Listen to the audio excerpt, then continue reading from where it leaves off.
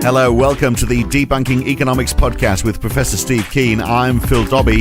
Today, ever wondered what Karl Marx was really about? He's known as a revolutionary. He's associated with tyrants through the generations. But whilst he might have wanted a fight against the imbalance of capitalism, he presumably didn't want to see it replaced with communist dictators. Or did he? Well, today we try and understand the man and his theories, the way he saw the world a couple of centuries ago now. That's today on the Debunking Economics podcast. Now, it is 200 years since Karl Marx was born, and he's been a divisive character ever since. Many might accept his theories on a class struggle between the workers and the capitalists, but most would be against his assumption that the problem could be overcome through revolution, an assumption that's been used as an excuse by tyrannical leaders over the years, from Lenin and Stalin through to Castro and Kim Jong-un. So are we really facing a class struggle between workers and capitalists? Well, let's start with the basis of Marx's theory, Steve, how capitalists make a profit. And basically, it's the difference between what workers get paid and what people pay them for the products, isn't it? More or less. Yeah, that's more or less what it was. And the interesting thing about Marx is that there were plenty of people who made that same sort of argument, and it came from the labour theory of value, which we initially got. The beginnings of that we got from Smith. And one thing which I'm emphatic about pointing out to people is that wasn't the very first theory of where surplus came from. But by surplus, I mean you get more outputs than inputs. Okay, we every year that's capitalism's nature. There's more physical outputs than there are inputs every year, and there's a growing quality of those inputs over time. There's no argument about that happening in capitalism. The question is, how does it happen? And the very first explanation for that was given by the physiocrats. You can take it right back to not just to Quenet and Cantillon. You can take it back to William Petty, and basically saying what we're doing is exploiting the free gift of the land. Now, frankly, that's more correct than the labour theory of value. So we got to Adam Smith, and Smith interacted with the physiocrats. I wouldn't say trained by them, interacted with them, met Quenet, and he came back and he started by saying, in fact, it's all courtesy of labour. That he didn't say labour is the source of value. What he said was the division of labour increases the amount of value. So if you have a job which is done by one worker and you divide that job into two segments, each done by a worker specialised on that particular segment, you'll increase the total amount produced because of specialisation, and that's what gives us the increase in value. But he never actually said that that was the only source of value. Now, Marx came along. In fact, Smith actually said that the farmers make more profit because, and this is actually in energy sense that I think in these days valid. He said a farmer makes a larger profit because not only his farm workers but his cattle are labourers. And that's actually correct in an energy point of view. Anyway, Marx comes along and says, no, it's all due to labour, and it's due to the essential difference between labour and any other commodity is that when you buy a commodity like an apple, you pay for the apple, you get the apple, and the apple has no say in what you do with it. When you hire a worker, you pay for the worker what the worker requires to be reproduced, the means of subsistence, and then you can get the worker to work for as long as you like, according to the labour contracts at the time. And Smith, most of the examples that Marx gave had a person working a 12-hour day, which was pretty common during the early days of the Industrial Revolution. 12 hours a day down mill, the old Monty Python line. I was at 26 hours down mill. I forgot. If you were lucky, yeah. If you're lucky. But so the 12 hours a day, and in fact the amount of time that it takes to produce the means of subsistence might be 6 hours a day. So the difference between the 12 hours you actually work and the 6 hours that's needed in a generic sense to reproduce your means of subsistence, that was the source of profit. No. So that became Marx's original explanation. And then he added to that the proposition that over time, competition between capitalists would mean that they would bring in technology to try to get an advantage, but because of this inherent problem, and I'm using problem in inverted commas, that labour is the only source of value, as you added more capital relative to the labour, your denominator, to give you what Marx called the rate of profit, and it wasn't technically a rate of profit, the term he used, he had the amount of surplus being generated, which is the gap between the 12 hours and the 6, so that's the surplus, divide that by the inputs, which were what you've got to pay for the worker, which is the 6 hours, plus the depreciation of machinery. He said, as time goes on, you're adding more and more machinery. That will drive down the rate of profit, and he had a number of what he called countervailing tendencies that would slow that process down. But overall, what he saw was an inexorable trend to a declining rate of profit. And that declining rate of profit would therefore mean that capitalists would continue squeezing workers harder, workers would fight back, you'd finally get a class struggle of the ultimate confrontation, and bang, out of that you'd have the dictatorship of the proletariat, which is a phrase that Marx used, and you'd go transition to socialism. So he saw this, yeah. I mean, a lot of it is rubbish, isn't it, clearly? But you can see bits of it, which, I mean, for example, squeezing people on wages. But that tends to be a factor of just how many jobs there are around, doesn't it? And similarly, the value of goods. I mean, if you look at what people are prepared to pay is nothing to do with how much a good costs to produce. It's what people are prepared to pay, which is it's brand, it's how you position, how it's positioned. It's the value people are placing on it. Well, this is what you're putting forward is a subjective idea about what sets the price people are willing to pay. And this is where the classical school of thought, which Marx is part of, and by the way, Marx is, in my opinion, the greatest of the classical economists. So I'm going to be very critical of him in this podcast. But having read everything he wrote on economics, and by the way, when I finally did that for my master's thesis, when I finished, I thought I'd stack up the books and see just how much paper I had to read everything he'd written on economics, leaving out all the articles he wrote on things like the 18th Premier of Louis Napoleon and a whole range of other works, all the writing he wrote for the New York Times, etc., etc. He made a substantial part of his meagre livings he made from being a journalist. He wrote a total of 3 feet thick worth of paper. Right. And stacking up the economic and philosophical manuscripts, the wage, labour and capital, yada, yada, yada. It came just below the height of a tennis net, which is my other obsession, as you know. So, having read all that, you get an appreciation for the enormous scholarship that lay in his thinking. And what he did as well is to systematize the classical school argument that it isn't a subjective, that value is not subjective, a value is objective. And his basic argument was, I can paraphrase it for the podcast, but if you consider a brand new iPhone 10, something of that nature, then yes, the early adopters will pay a huge price to get the machine before anybody else, and that uniqueness, in a sense, of the commodity. It's actually not a commodity. When these things first come out, people are buying iPhones which are produced using other commodities, right, but they're not using iPhones themselves to make commodities. Right. So they become a commodity over time as we get used to it. That's right, yeah. And as that happens, then and this is something you can find in the neoclassical theory as well. In the long run, as they put it, you get to the stage where cost is determined solely by cost of production, and they include a small price is determined by cost of production. You mean. So it gets to a stage where the pressures have pushed it down so far. Really, people will pay the minimum they can get away with, and the minimum they'll get away with, because it is a commodity, is basically how much it costs to produce plus a bit of profit. And that was the classical school in general had position, and Ricardo was very emphatic about it, and so was Smith. And what they both had was an inadequate theory of relative prices based on the amount of labour time going in. So having lost the energy component of the thinking of the physiocrats, they reduced everything rather than to land, which is what the physiocrats did. They reduced it to labour, and they said things exchange relative to the amount of labour that goes into producing them. No. So Smith had a famous example of the beaver. I've forgotten the other animal all of a sudden. A beaver and a deer, I think it was. And if it took twice as much labour to kill the beaver as to kill the deer, then the beaver should exchange for one beaver should exchange for 2 deer.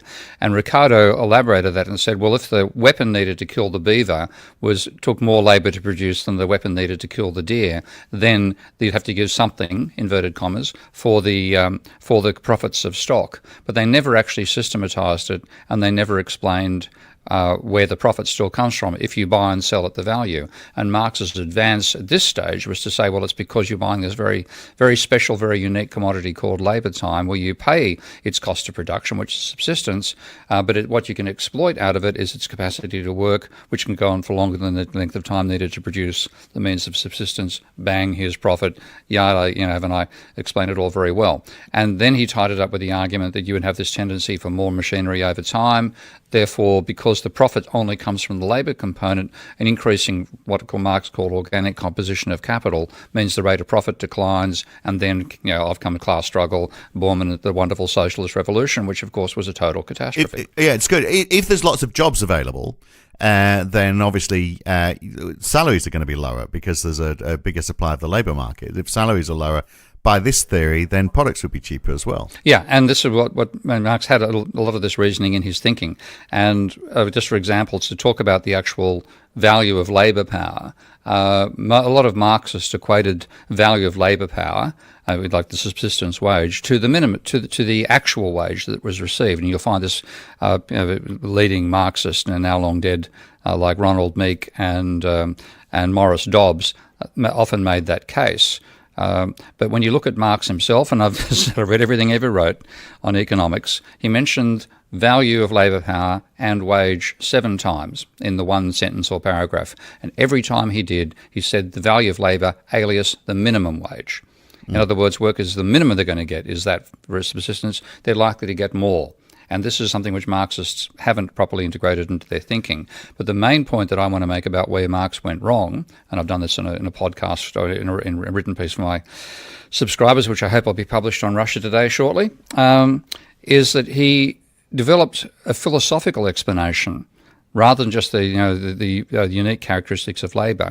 He developed another explanation in the middle of the 1857-58, but I think it was probably in January, when by sheer accident, I think it was Otto Brer dropped into Marx's house, which I think at the time was in Chelsea, and he had somehow, Marx had given away his copy of Logic, Hegel's Logic, to somebody else, and bang, here it is again. And this is the point when Marx is avidly rereading everything he's ever read on economics beforehand, all the Smith, Ricardo, Canet, Petty, Senior, yada, yada, yada, that he read when he first converted from a philosopher to an economist. He's back reading Hegel again.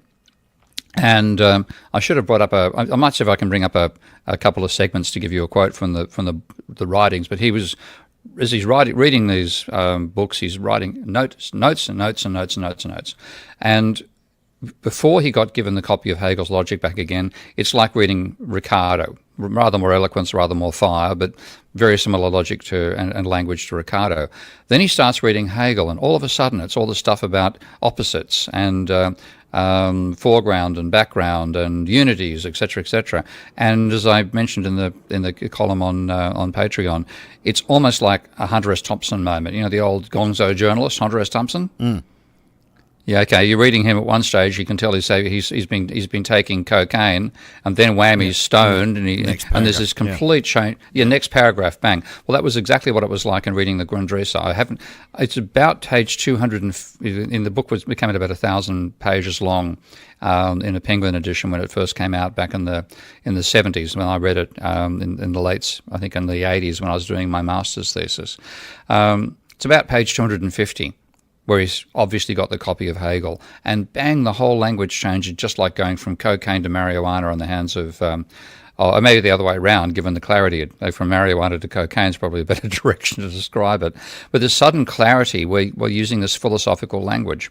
And a lot of Marxists, including prominent ones like Paul Sweezy, completely dismissed this and described it as Marx coquetting, which is a French term meaning flirting with the Hegelian mode of expression. But basically, you can ignore all that stuff. Well, they were totally wrong, because I believe that using Hegel's philosophical logic, Marx both developed a far stronger foundation for classical economics and rejected the labour theory of value, which gave him an existential crisis, because without the labour theory of value and without the argument of the declining rate of profit, there was no necessity for socialism.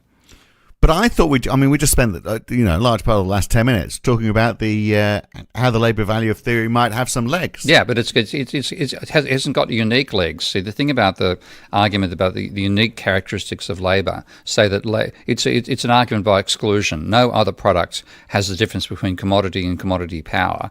Labour has this difference between labour and labour power, and therefore that's the unique characteristics, only reason for a surplus. You can't find any other. And you'd find people like Paul Sweezy saying that, there's no way that we can imagine that machinery has an occult capacity to produce, to give more value than it contains. So the argument was that labour would give a surplus, machinery would not. Now, what Marx developed when he reread Hegel was applying Hegel's version of dialectics to the question of value in capitalism. Hegel's also written in economics, something that I haven't read myself. I have to go back and read it at some point. But this again gets very muddy because most people. I tell you, I'll ask you. And have you read my piece for the Patreon blog yet? Yes, I have. See, you cheated. Yeah. Oh, damn. Okay. Well, you've got to say it. What do people think when they think dialectic? They think of three words, and they are. Oh, well, there you are. You see, you're testing how well I've read it. So, it's thesis, antithesis, synthesis. Right. Okay. Now, I said try this 5 times fast without sounding like Daffy Duck. Difficult. Thesis, antithesis, synthesis. Yeah. Well, that actually doesn't belong to Hegel or Marx at all. It's another philosopher called Fichte. And when I was reading. A bit my own personal story here. I was very skeptical about the whole idea that machinery didn't produce value.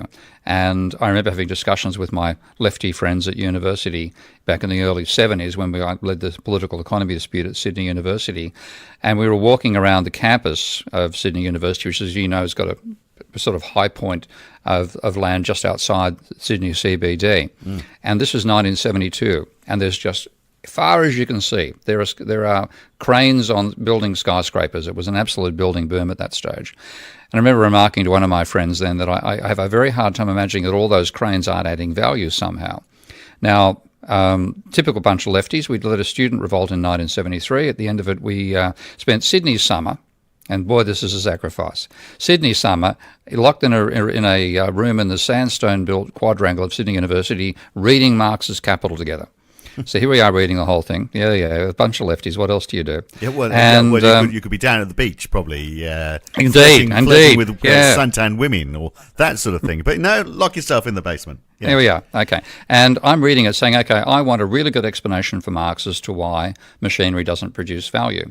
And then having been trained in mainstream economics where it's all about marginal cost and marginal utility and the market system equilibrating between the two, Marx started giving this explanation talking about use value and exchange value and saying that there was a gap between the two. They were incommensurable was the expression he used. And what he said was if you imagine an early and primitive societies, or you imagine, say, first contact between a European culture and a Aboriginal culture somewhere, then one group will have a product they can produce that the other has no idea of how the product is made. Now, the classic example, of course, is Manhattan. You buy Manhattan Island for 43 beads.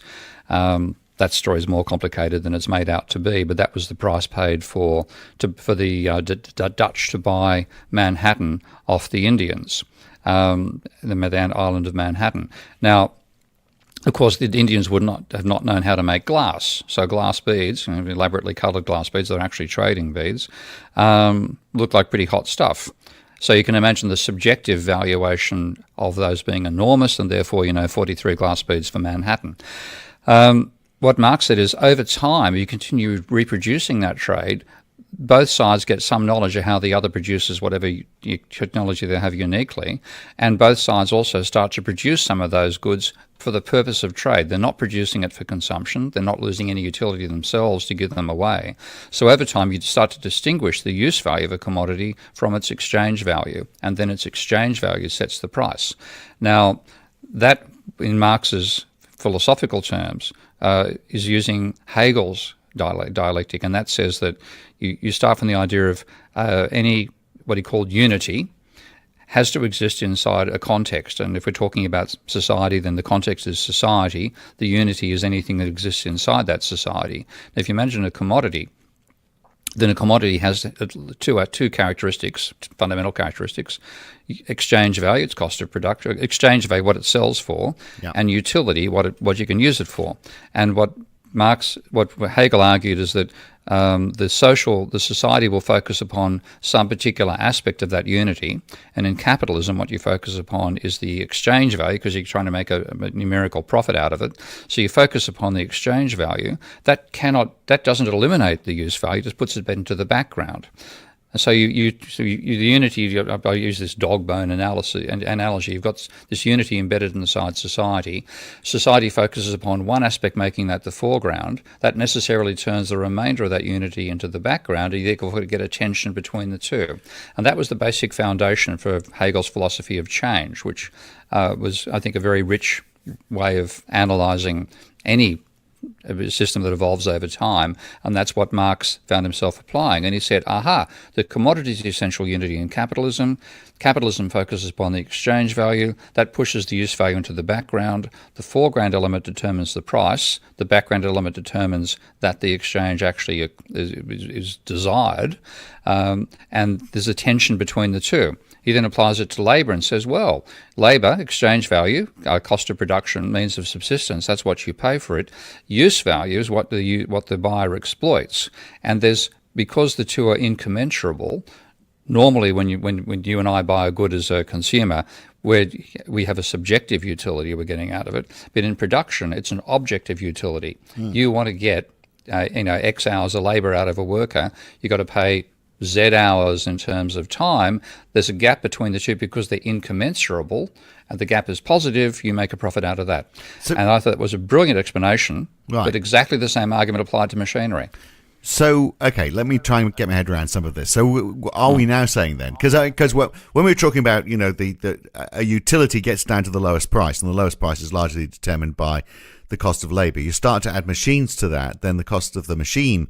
I mean, you might have, interest payments on the loan for buying that machine, but ultimately the machine's not costing too much to run apart from the cost of power. So that's not going to increase the price too much. It's still going to be the cost of labour, which is the variable element of all of this, isn't it? So I mean, the cost of the machine isn't going to add a great deal of value and push up the price too much if you're working on the basis that the price always gets down to the lowest level. But now you're saying, well, it's not that. There's also the utility. It's what you're getting out of it as a consumer, which means you're not necessarily going to pay the minimum price. You're going to pay the price that's what you get is an argument about whether you can get when you get a surplus out of inputs to production, which went from being one about the unique characteristics of labour to one that's about characteristics that all commodities share. And Marx actually made this statement numerous times. He said that the capitalist, when he makes a profit out of labour, exploits the common characteristics of all commodities. He pays their exchange value, he exploits their use value.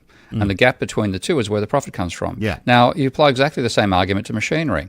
If you pay the exchange value, the cost of production of the machine, you exploit its use value, which is another incommensurable quantity. And Marx actually says this. He says there are the use value in production, the use value of your input and the exchange value of your input are two incommensurable magnitudes. Now, magnitude does not mean quality, and I see a lot of Marxists try to wobble out of this by saying machinery plays a qualitative role in production rather than a quantitative. What Marx gave when he developed this argument was a rationale for saying any input to production can be a source of surplus, not just labour. And this is the intriguing thing about it is that having read this argument in Capital and to me, saying to my colleagues at the time in this discussion group that this is an argument that labour alone is not the source of surplus, they basically ridiculed me, which is a typical attitude, typical reaction to having your ideas challenged, I've found. So when I did my master's thesis, I thought, well, I'm going to find where Marx actually first discovered this concept. And that meant reading in chronological order everything in Marx written in economics, starting from the economic and philosophical manuscripts of 1844, which he wrote in a garret in Paris as he read Ricardo and Smith and so on, right through to the final editions of Capital. And the discovery turned up in the Grundrisse on page 267 in a footnote of the Penguin edition, the footnote going on for more than a page. And you find him saying, so I find the actual statement, as he started to think in Hegelian terms, the Hegelian light bulb goes on when he says, is not value to be conceived as the unity of use value and exchange value? In and for itself is value as such the general form in opposition to use value and exchange value as the particular form, as I said. Does this have significance in economics? ? Now he's writing his notes to himself. And he's had this brainwave, and he then starts applying it, first of all, to labour, and easily gets exactly the same result he got by talking about unique characteristics of labour. But then when he starts talking about machinery, he waffles around a fair bit all the way through. But he does say at one point, and this is where the light bulb confronts him with a huge challenge for his own beliefs. It also has to be postulated that the use value of the machine significantly greater than its value. And he left out the word is. I'll read that again. It also has to be postulated, which was not done above, that the use value of the machine significantly greater than its value, i.e. that its devaluation in the service of production is not proportional to its increasing effect on production. In other words, the machine can be a source of surplus. Now, I can imagine what went on in his head when that happened, because on occasions I've had a belief, like, for example, my belief that money wasn't destroyed when debt was repaid, a belief that when I developed my logic further, I realised I was wrong. And you know, what do I do? And to me, what I had to do on the particular one is concede, okay, I'm wrong about that one, and I changed my logic and I admitted it. I'm not saying I'm perfect, but I did it on that particular occasion. What Marx did was think, oh shit, I've lost the declining rate of profit. No, that can't be true. There must be some way I can reconcile the two. And then he goes through a huge amount of waffle, and that's the most polite way I can describe it. And the waffle manages to bury use value and exchange value into each other until such time as it looks like he's come out with the conclusion he wants. And the essential contradiction in his own logic that he did at that point was he started off by saying part of this whole dialectic process is to say what is the opposite of the foreground aspect. So you've got your unity, you have foreground and background. You can also describe that as the entity and its opposite, which is a bit like the thesis, antithesis stuff that Fick goes on with. Am I losing you here? You're a little bit. Let me pull you back a bit. Yeah. Imagine because I'm thinking if I'm running a company. And it all gets back to this idea of how would I maximise the profit if I was running a company? I would have thought, I know because I've been involved in business for many years. You don't want to become a utility. Everything you focus on is making sure that your product doesn't become a utility product, because then you really are getting squeezed on margins, and people are paying the lowest minimum price they can get away with. So you make sure you never get into that situation. So you always deploy your resources, whether it's machinery or people, to work on something else which will provide greater value to people so they will pay more. So you move off those utility products, create something else which surpasses it, and deliver what's perceived as greater value for the customer. So they pay more, so you get a bigger margin.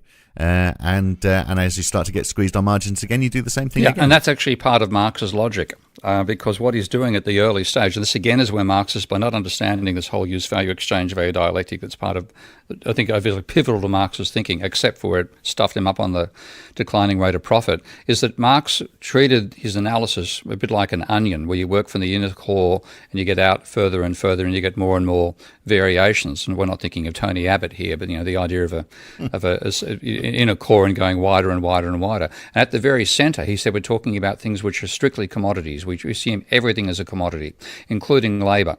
And he actually says that in, I think it's one of the preludes to Volume 1 of Capital. He says that we're going to assume that labour is paid its value, no more than its value. And he says, we'll relax this assumption at a later stage. So what he had was an analysis of just strictly commodities, where you don't have the type of innovation you're talking about. But when you generalise it at a later point, you say, well, we can talk about new products, which is what your argument is largely about. You're always inventing something new. And a new product differs from a standard commodity in the sense that the new product has been produced using commodities, but it's not itself used as an input to commodities. So it's freed up from that constraint, and you can make those supernormal profits, as neoclassicals would describe them. But at a fundamental level, the explanation for surplus was this use value minus exchange value in production. And that's the point that Marx is talking about. So if you're calling it supernormal profits, I'd say that every business is creating a supernormal profit, because no business, even utility companies, try and repackage their utilities in a way that they can create a profit, by by pricing schemes or whatever. They do something which is enhancing the value as far as the consumer. Yeah, but it's still you're still starting off. You've got to start from a basis of where do you make your surplus from, and that's why I come back to saying it's really about exploiting the energy that we find for free in the universe. That's the ultimate explanation, which Marx's logic can handle, but he didn't actually include that in his own thinking. So explain to me why labour wouldn't be a commodity, though. You made the point that people. Labour is a commodity to begin with, but we said labour, and he actually in chapter 25 of volume 1 of Capital, he starts talking about the wage varying in a cycle, which is where my own model of the financial instability hypothesis came from, based on the work of Richard Goodwin. So he did start saying, even in volume 1, he allowed that the wage could rise or fall over time, given the pressures of competition that capitalists had to do to get labour. Yeah. If you had a boom going on, of course, workers can demand a higher wage, so they're getting more than just subsistence. So he did have that idea of variability in there, but he started from saying, let's assume everything is paid for its value, sold at its value, and bought at its value. How do you make a profit? And his initial explanation was just this unique characteristic of labour, which would justify a declining rate of profit argument as well if there's an increase in capital intensity over time. But then he came up with this idea of use value and exchange value in general. And when you apply that to both machinery and labour, seeing those as the two critical inputs to production, you get the answer, well, they can both be a source of surplus, and therefore increasing organic composition of capital, as Marx called it, has no implications for the rate of surplus, has no implications for the rate of profit. And therefore, if you're a 19th century revolutionary, and you think you're proven that socialism has to come about, you've suddenly got a new proof that says, hang on a sec, maybe socialism doesn't have to come about. What the F do I do? And Marx, at that point, in my opinion, went through this process of fudging to try to make his two arguments seem consistent, and completely stymied people using his analysis. But if you imagine at the same time, and when Marx was heavily involved in all the internationals and the conflict between the communists and the anarchists and all the various lefty groups that existed back in the 19th century England and Europe, imagine having come and say, comrades, I'm terribly sorry, I've just proven the revolution isn't necessarily going to happen. Right. I don't think that would have occurred, and it certainly didn't. And he didn't do that, and that, of course, is what he's most remembered for, perhaps, this idea that we only get change through revolution, and it's, and the filthy capitalists will be the first against the wall. So had he changed his tune on that, maybe his name would have been used less by these tyrannical dictators. Well, he would have been, if he'd actually changed the tune on that front, he would have been the basis of a very sensible rebirth of the classical method in the middle of the 1800s. But instead, he ossified it into the labour theory of value. And this is more technical, we need to get in a podcast, but if you start from the belief that labour is the only source of surplus, and then you have to explain how you have uniform rates of profit with industries that have different ratios of capital to labour, you get caught up in what's called the transformation problem. And this is it's an insoluble puzzle, and there are all sorts of attempts to solve the problem. They got more and more ludicrous with time. There's now a particular bunch of Marxists called TSS, which stands for temporal single system, I think it's called. Marx is still trying to prove the labour theory of value is right, and there are a bunch of irrelevant, pardon me, I like some of them, but the leading member, a guy called Alan Kleiman, he's a useless twerp, who's 3 years after the crisis proved why it occurred because of the declining rate of profit. Well, wow. In the 2008 crisis. But they've basically wasted their time. They're trying to solve what is actually a mathematically insoluble problem. And in that sense, rather than Marx being the leader of the revolution, he ended up being justifying the political revolution on false grounds. But analytically, Marxists became this side little sect forever trying to get themselves consistent on this mathematical inconsistency called the transformation problem.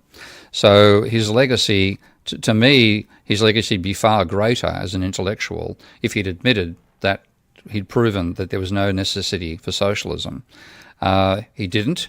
So instead we have this huge political figure who's had, over the long term, bugger all impact upon economic theory. And I would rather reverse that and say, look, this idea he had about dialectics is actually a very solid foundation for a dynamic analysis of capitalism. It is not a basis explaining why revolution has to occur. In fact, it's an explanation why revolution wasn't necessary. But of course, that's not what we've got. And I'm trying to extricate the good stuff of Marx from what I see as the bad stuff, which is both, of course, the political consequences, but again, this very awkward and mathematically false analysis of capitalism. Right.